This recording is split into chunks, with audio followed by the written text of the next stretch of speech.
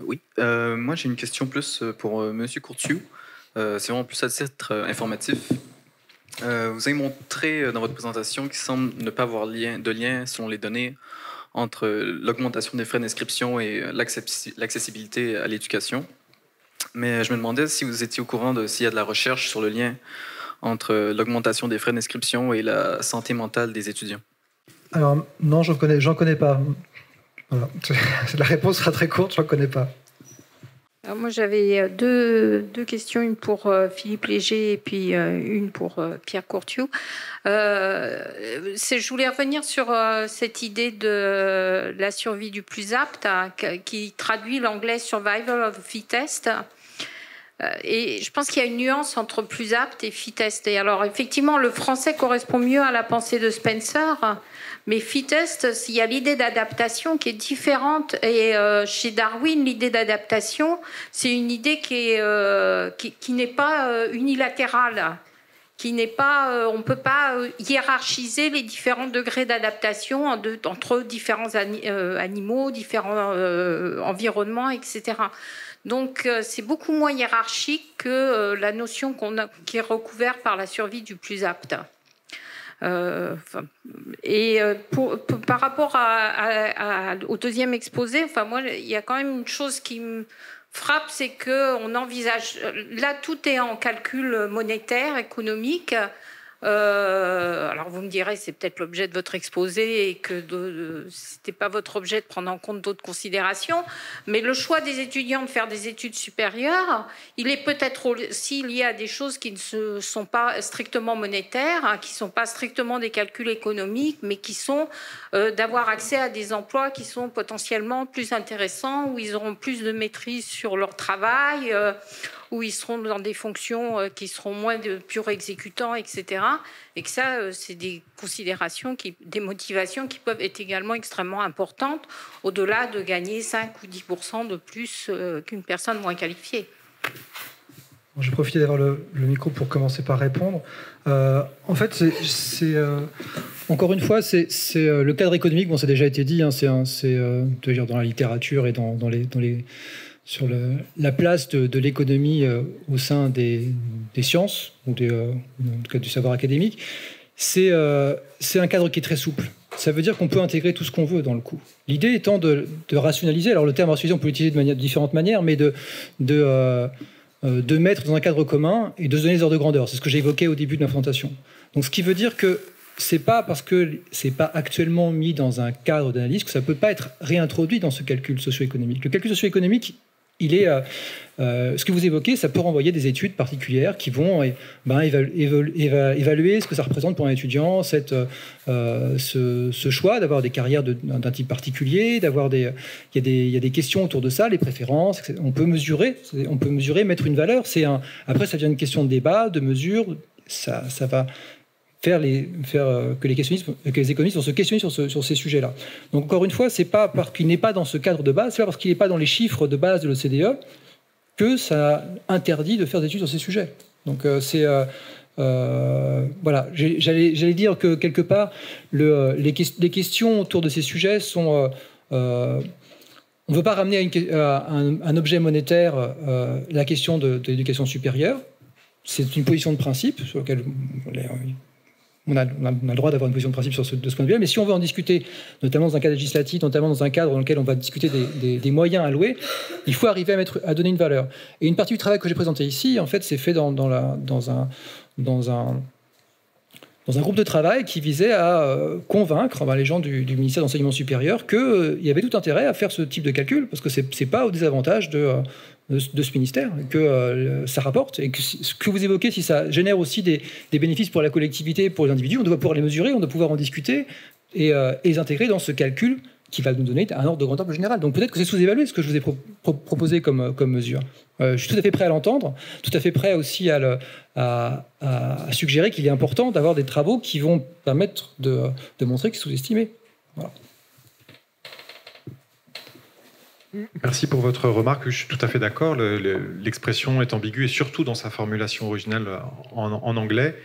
puisque fittest, ça peut vouloir dire adapté, donc en français, ça pose pas trop de problèmes, mais aussi fit, c'est être fort. Or, effectivement, c'est dans certaines circonstances, dans un certain milieu, à un certain moment, qu'on l'est ou qu'on ne l'est pas.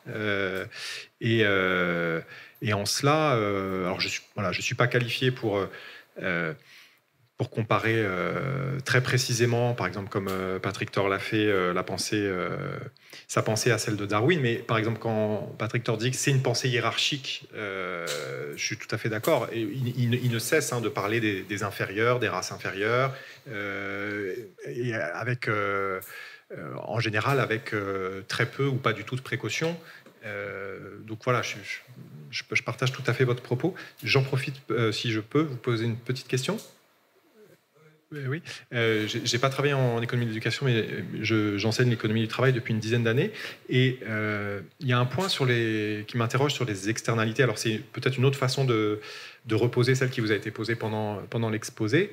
C'est-à-dire qu'il y a, sur un plan macroéconomique, il y a des phénomènes très importants qui peuvent être influencés par les dépenses d'éducation et qui vont, si je suis votre présentation, être classés comme externalités. Dans le sens où effectivement le montant de la dépense d'éducation et son affectation à tel ou tel type d'éducation va avoir une influence importante sur la structure productive du pays, sur la structure des qualifications, la structure productive, ce qui, dans les circonstances actuelles, a aussi un impact sur l'insertion du pays dans une division internationale du travail, donc sa spécialisation commerciale, sur les investissements directs effectués depuis l'étranger en France. Quand on interroge ceux qui réalisent des investissements directs en France, un des premiers critères, c'est effectivement la main-d'œuvre, l'éducation de la main-d'œuvre, la qualité de la main-d'œuvre. Donc ça a une influence considérable. Or, dans tous les sens d'ailleurs, puisque moi j'enseigne à l'université de Picardie, c'est une des régions en France où il y a de la désindustrialisation. Et donc voilà, on voit des industries partir, des entrepôts Amazon qui arrivent. Donc c'est aussi quel type d'emplois seront créés demain. Et ça, ce sont des effets considérables en termes de politique économique, de politique commerciale, etc., qui ne me semblent pas pouvoir... Alors, c'est pas un reproche que je vous fais, mais voilà, j'aimerais savoir s'il y a des travaux, des réponses à cela, sur la façon dont les dépenses d'éducation influencent les structures productives. Les économistes du travail...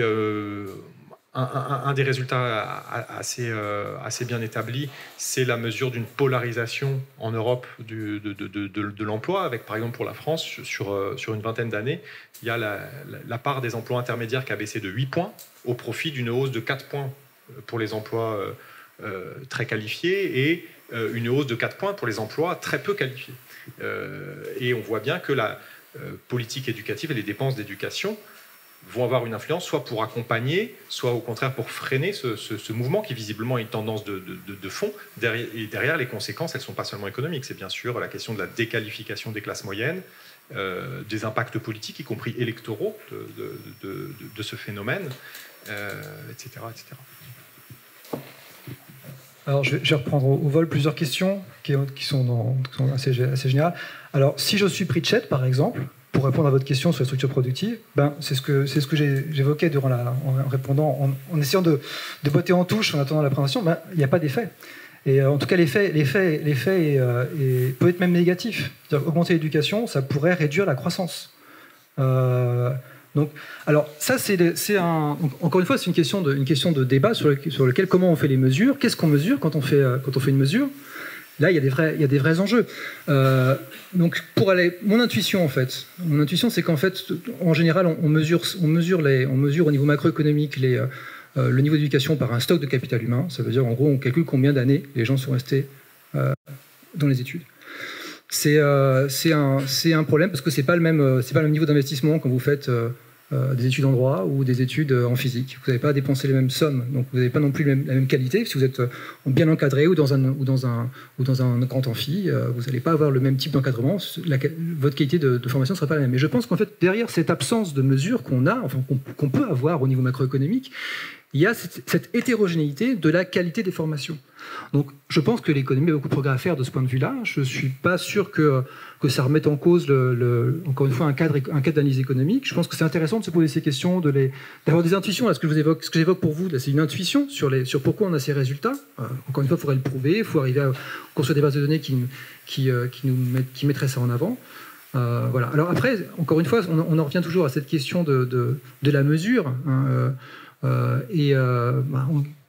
Je rebondis sur un autre point, sur l'histoire de classe moyenne. Je pense que les classes moyennes, parce que j'ai travaillé dessus dans un autre contexte, je pense que c'est aussi... voilà, les classes moyennes, qu'est-ce que c'est, comment on les mesure, il y a plein de définitions sociologiques. Donc je pense que, en fait, derrière tout, ça va être un peu la manière dont moi j'aborde l'économie. Il y a d'autres manières d'aborder l'économie.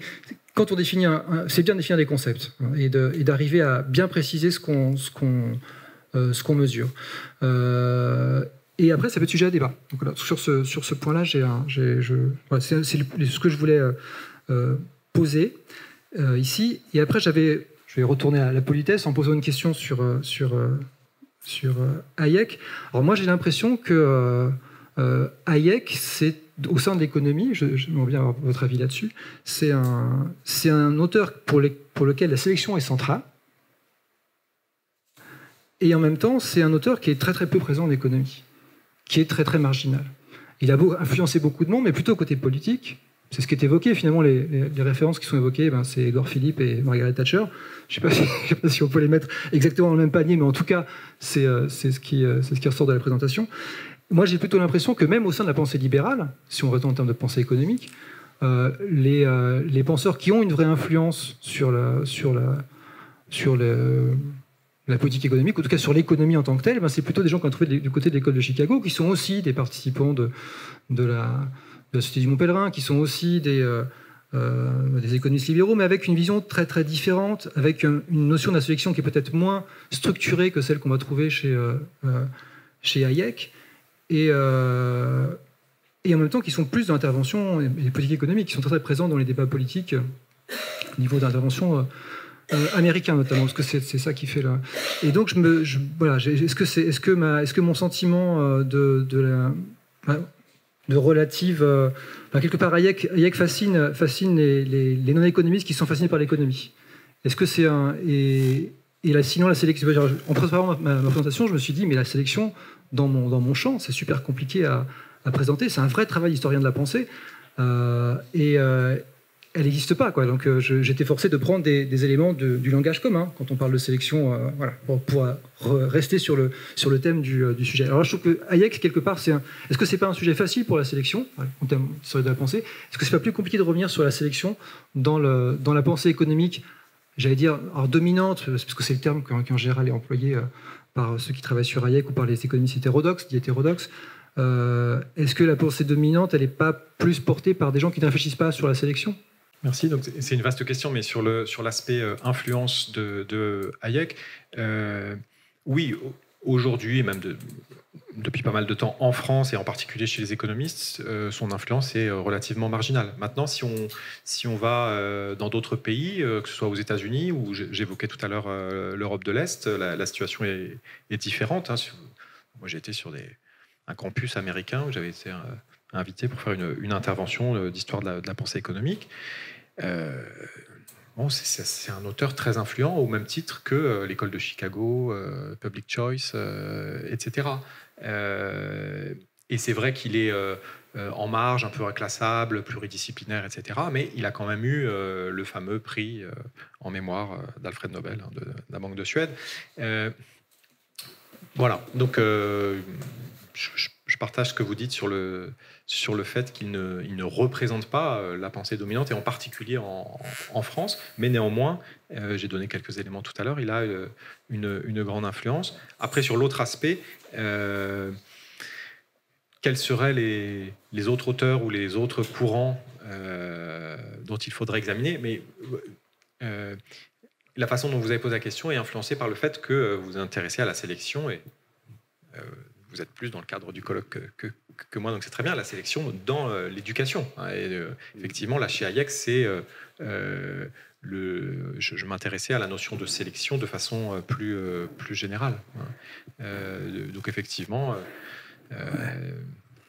on en reparlera peut-être tout à l'heure avec David Flachet. Hein, on va faire une petite pause de la place. Réagir en fait, moi j'avais l'impression, et justement qu'il y a d'autres aspects de sélection dans la pensée économique, et notamment, alors est-ce qu'ils sont influencés ou pas par Hayek? Moi j'ai pas l'impression. North est aussi quelqu'un qui va vous parler de sélection des institutions.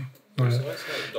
Et en fait, chez North, vous allez avoir cette différence entre sélection naturelle, enfin qu'il va abandonner en 90 en fait, c'est ça, et qui va disparaître après de son œuvre, hein, pour reprendre les termes de la pensée.